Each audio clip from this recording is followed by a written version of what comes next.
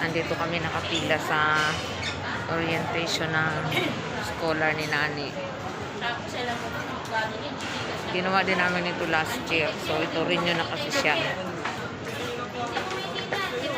Tuwing magre-renew, mayroong orientation na nagaganap. Tapos, panibagong fill up ng mga requirements.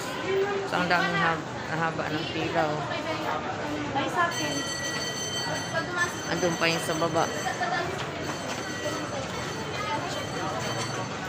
Alas 3 na kami kasi lumabas yung Nani sa school. 2 PM na umuwi pa ng bahay. Diba nang umulan. Basang-basa sila sa ulan.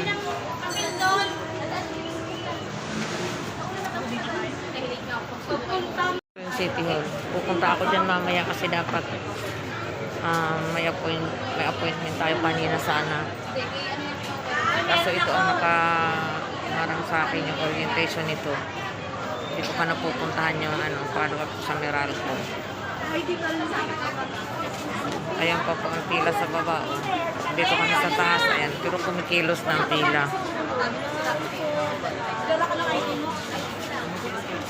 May po muna. Tagilid na po. Tagilid. Ano na? Ano ba yung nasingitan ng passion sa Pilipina? Yung sabi. Gilid lang tayo dapat. Dapat na tayo sa Nasa gitna tayo. Dito tayo sa gilid. Wala akong Kaya nga eh. Ayan po, haba ng pila oh. Mas mahaba nung nakaraan, di ba? Haba ng hinabol-habol natin noon. Tapos ang init. Mamaya sa 6th floor ang punta ko dyan mamaya. Pag kami aga pa. Ma! Ano? Yung kasamang drum and live namin eh. Scholar din pala sila. Yung sa drum and live. Yan yung nagtutugo sa amin masaplagi. Oh, so what grade they are? Ha? What grade? Grade 11. Magka-college na sila. Katubis, pababa na kami. Umusog na ang pila oh. Saan tayo?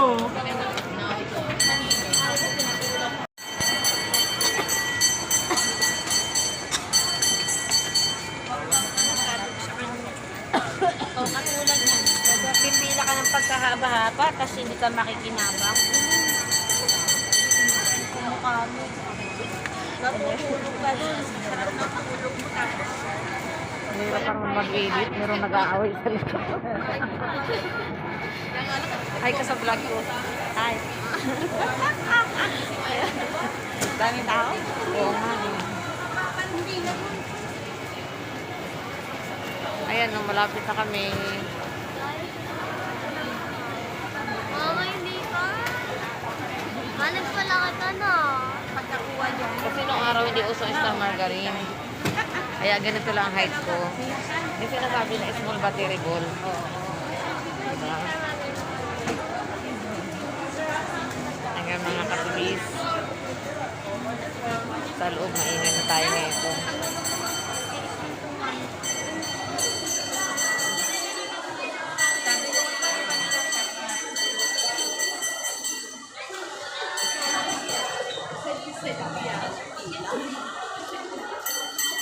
Sabay-sabay siguro.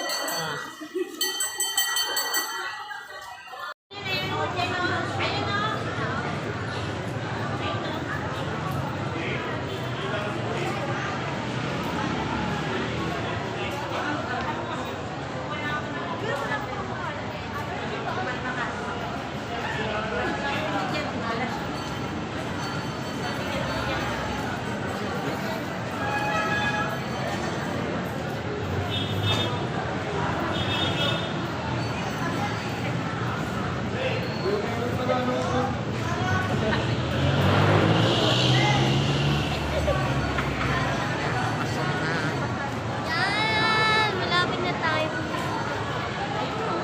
Guess nakakapasok na kami. Ayan na. Sa loob. Dito na ba ibibigay yung ano sa loob na? Nakalimutan ko na eh. Dito. Sa loob na pala. Dali na na. Ate, wala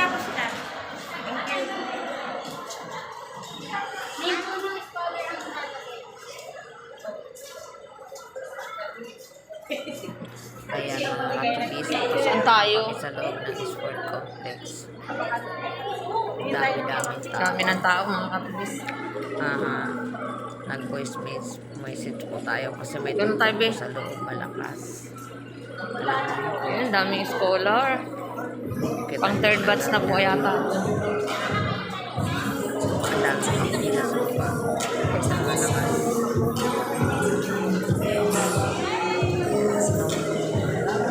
First namin na umattend na kasi na get na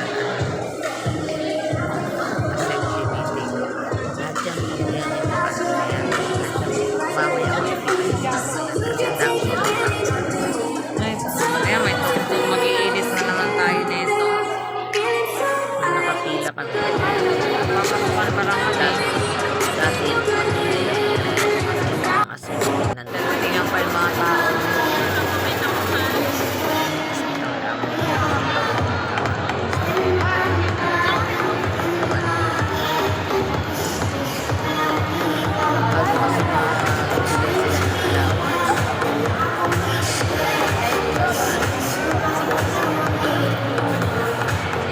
Acknowledging the presence of our City Vice Mayor, Honorable Robert Vincent Jude B. Jaworski Jr. Please give him a round of applause. Siyempre, kay Dina Esther, good afternoon po ulit sa inyo at sa mga kasama niyo sa opisina ng ating scholarship. Ako lang, sabi ko nga, alam niyo kulang sa pasasalamat ang opisina nila sa lahat ng hard work na ginagawa nila. Tatlong linggo na yata sila hindi natutulog para matuloy lang yung araw na ito. Kaya palakpakan rin natin ang ating mga scholars, ang office, mga hardworking office mates natin sa scholarship office. Anyway, sa magandang hapon po sa ating lahat, sa mapagpalang hapon, alam kong maulan, pero ngayon ay isang magandang araw. Ang ganda ng song natin kanina, di ba? Thank you, Lord. Dahil meron tayong matatanggap na biyaya ngayon. Tama ba? Oh, parang hindi kayo masaya. Masaya ba? Masaya? Oh, pero ano nakakatuwa ako dahil yung konting biyaya matatanggap natin. O ninyo pala. Kay Juan si Simon, kay Ma'am Esther, sa lahat po ng ating mga scholarship unit po dito sa lungsod ng Pasig. Alam po ninyo, lagi ko talaga ito binabanggit, pero pagpasensya niyo na po talaga ako. Pero ang totoo po talaga, tuwan-tuwa po ako sa dami na ng scholars na meron ngayon ang Pasig City Scholars. At ang totoo po niyan, nung una po kaming nanungkulan muli dito, 13,000 lang po ang Pasig City. Mina po yung mga boses ninyo. Nasaan po ang mga parents natin? Meron ba dito mga grade 11? Parang mahina po ang boses ng mga grade 11 natin. Nasaan ang ating mga grade 12 scholars?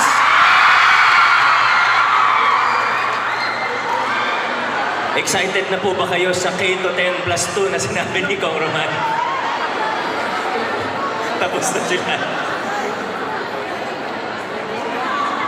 Magandang hapon po ulit sa ating lahat. Una, maraming salamat po kina Kong Roman, kina Vice Mayor Dodot, kina si Simon representing our City Council. Pero siyempre, higit sa lahat, maraming salamat sa mga staff po natin na talagang behind the scenes. Minsan nakakalimutan natin silang pasalamatan. Pero sila po talaga yung, hindi naman po kami mga politiko, kami po gumagawa ng polisiya o mga malalaking desisyon, nandun kami. Pero yung pang-araw-araw, yung mga staff po natin ng scholarship office ang talagang nagtatrabaho at nagpapagod para maging maayos ang scholarship program. Kaya kina Ma'am Esther, maraming salamat sa lahat ng staff ng ating scholarship office. Maraming salamat po. Sa ating parents, siyempre maraming salamat din po sa inyong patuloy na suporta. Hindi po sa pamahalaan lang, kundi pati sa inyong mga anak na nag-aaral. Sa ating mga mag-aaral, gaya ng sabi ni Kong Roman, ang mga scholars po natin, alam nyo, hindi lahat nakakapasok sa scholarship program natin. 25,000, isa po ito sa pinakamalaking scholarship program sa buong Pilipinas. Pero ang totoo po niyan, meron pa rin mga deserved din pero hindi pa po na ipapasok. Kaya nga po, every year, mula 2019, nasa 12,000 scholars po tayo. In 4 years, mahigit doble na po ang laki ng scholarship program natin. Nasa 25,000 po ngayon ang scholars ng lungsod ng Pasig. Magaganda na rin yung mga mensahe kanina at alam ko pong may mga kailangan pa kayong i-discuss at baka maabutan pa tayo ng ulan ulit kasi medyo makulimlim pa po sa labas para hindi na po tayo masyadong mahaba at maabutan pa tayo ng ulan at sa totoo lang po medyo masakit yung tiyan ko kaya pagkatapos ko magsalita tatakbo na po ako palabas. So, maraming salamat. Congratulations sa mga scholars natin. God bless po sa inyo lahat. Once again, our City Mayor Honorable Victor Maray and Soto. Maraming salamat po. And at this point, we will be moving on with our educative talk. Yup, you heard it right, di ba? Kanina napakaraming inspirational messages ang narinig natin mula sa iba't ibang leader ng lungsod ng Pasig. But today, meron din tayong ilang pang naririnig na mga pag-uusapan natin ngayong hapon na tiyak na makatutulong hindi lamang sa mga Pasig City scholars as well as sa mga proud parents na naririto. So with that, allow me to introduce our speakers for this afternoon. So our speakers for this afternoon are both psychologists designate. They're also employees of the City Government of Pasig assigned to the Substance Abuse Treatment Office or SATO under the Pasig City Health Department. Once again, ladies and gentlemen, our resource speakers for this afternoon. Ladies and gentlemen, let's welcome and give a big hand for Mr. Jestuel Esperancilla and Mr. Fernan Hilario.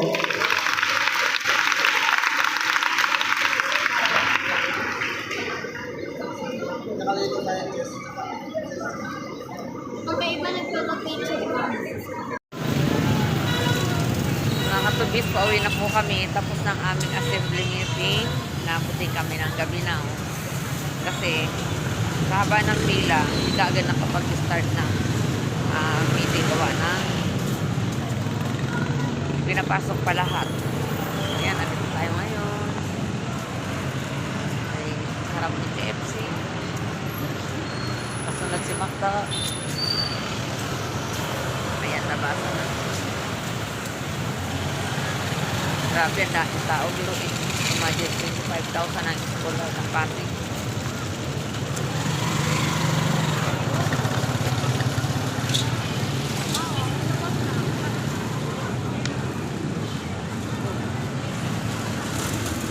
Baha. Maulan, buti tumigil ang ulan. Kanina talaga. Malakas ang ulan.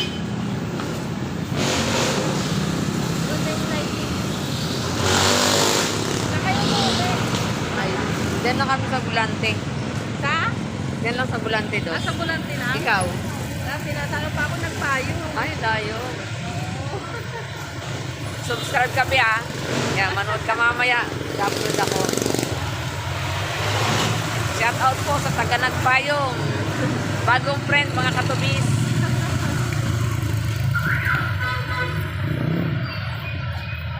Uwi, anak. Pagputiin para ano.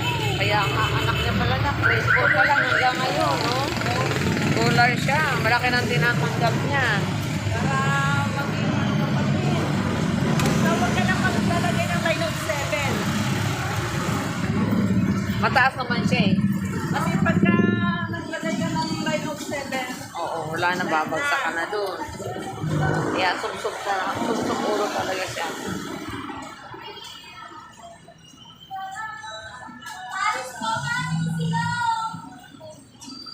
Saan ka sasakay? doon. Dito sa ano? Kami dito naliliko na kami dyan. Oo. Ako tatawid naman. Dito lang kami sa Bulante. Sa Bulante. Dati sa Bulante. Yan sa may Asiloville. Sa may? Sa Asiloville. Sa may bakery? Oo, doon ang pasukan. Kakilala tayo. Si Baby. Tulor. Ayun. Makikilala mo ako dito sa vlog ko. Comment ka para ma-shout out. Salamat.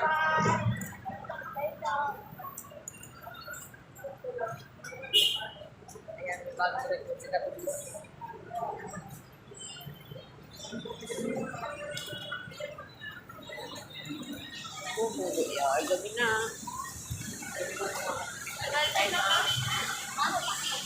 Dito pa ngayon. Harap na. Hi, shout out. Atubis lang po.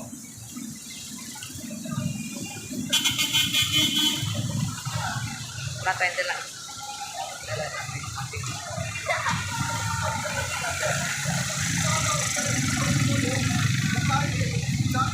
Dapat na ano, narsikan mo ako.